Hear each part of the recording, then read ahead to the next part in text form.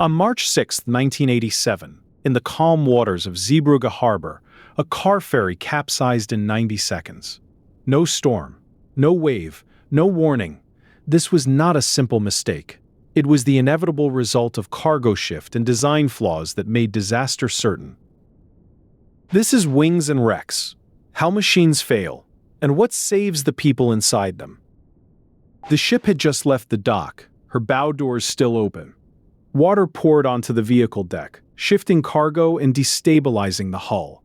Within a minute and a half, she was on her side, her lights out, on a sandbank. But why were the doors open?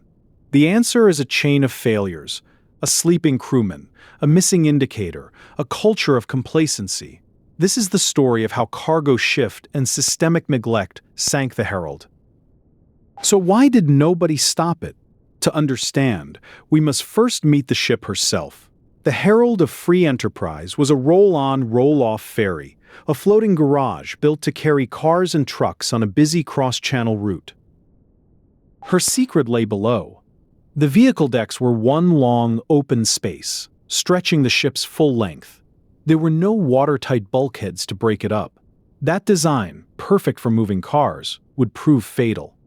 Departure was routine. The assistant boatswain would close the bow doors, then report to the bridge. But there was no indicator light to confirm the doors were shut, and no checklist to make sure it was done. The system trusted one man, and one man's sleep. But the routine was broken before it began. On that cold March morning, the assistant boatswain, Mark Stanley, was asleep in his cabin. He had been on duty until 2 a.m., and the call to close the bow doors never came. So the bow doors stayed open. The chief officer, who was supposed to check, was busy with other duties. And on the bridge, there was no way to know. The ship's design meant the captain couldn't see the doors from where he stood. This was not the first time. In October 1983, the sister ship, the Pride of Free Enterprise, sailed from Dover to Zeebrugge with her bow doors open after her assistant boatswain fell asleep. The company knew. Nothing changed. The bridge offered no way to confirm the doors were shut. No indicator light, no camera, no view of the bow. The captain could only trust that the doors were closed. That trust was the system's fatal flaw. And there was no checklist to catch the omission. The company's procedures said the officer on watch must be on the bridge 15 minutes before departure. But nothing required him to confirm the doors were shut. The routine ran on memory, not verification. The company had been warned. In 1986, a captain requested a bridge indicator for the stern door. The management replied, "I cannot see the purpose or need for the stern door to be monitored on the bridge." The request was dismissed. So the design stayed blind, and the procedure stayed slack. The system trusted one man, and one man's sleep. The disaster was not a single mistake.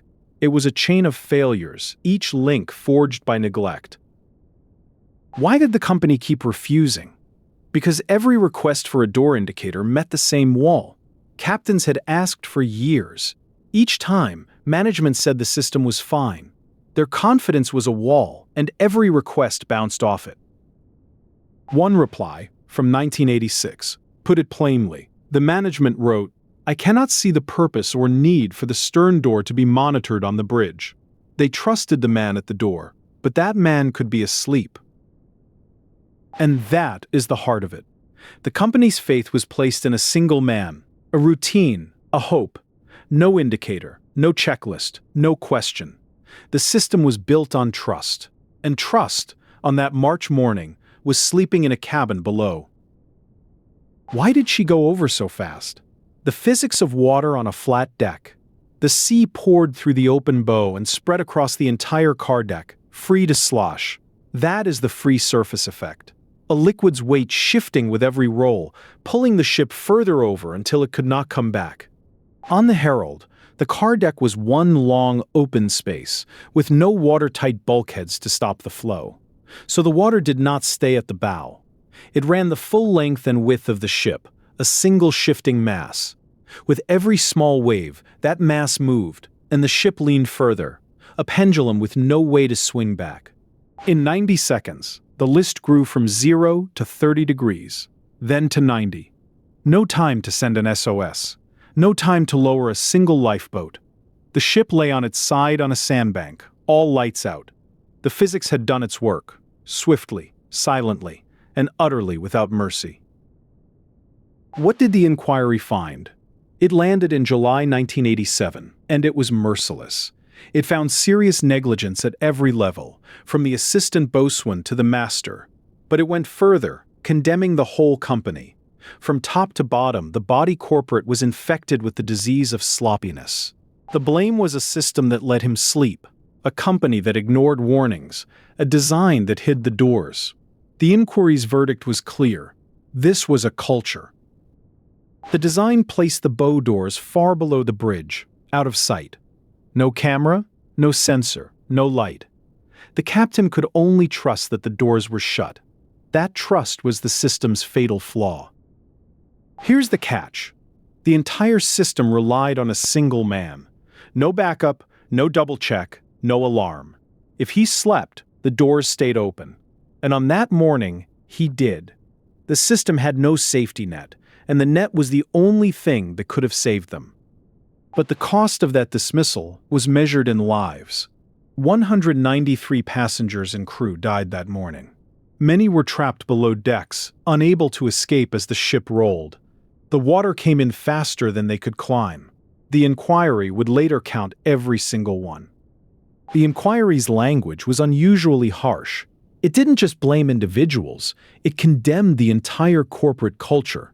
From top to bottom, the body corporate was infected with the disease of sloppiness. That phrase became the epitaph for an era of neglect. The inquiry's words could not bring back the dead. Families lost fathers, mothers, children. The disaster left a scar on the community.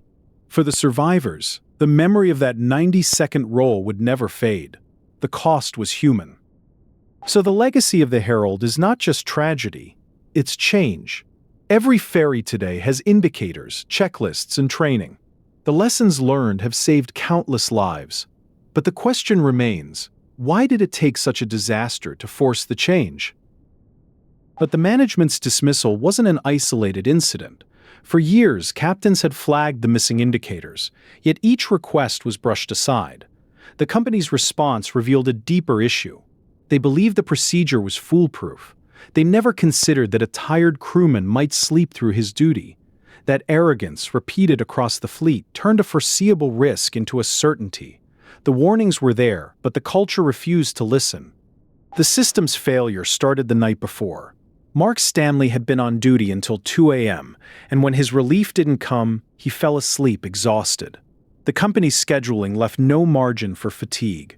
They assumed a man could work long hours and still be alert. But human bodies don't follow schedules. The fatigue that sealed the Herald's fate was built into the rota, not just the man. And so the rules were rewritten. Today, every ferry must have bridge indicators for its doors, and a checklist that must be signed before sailing. But the real lesson is simpler.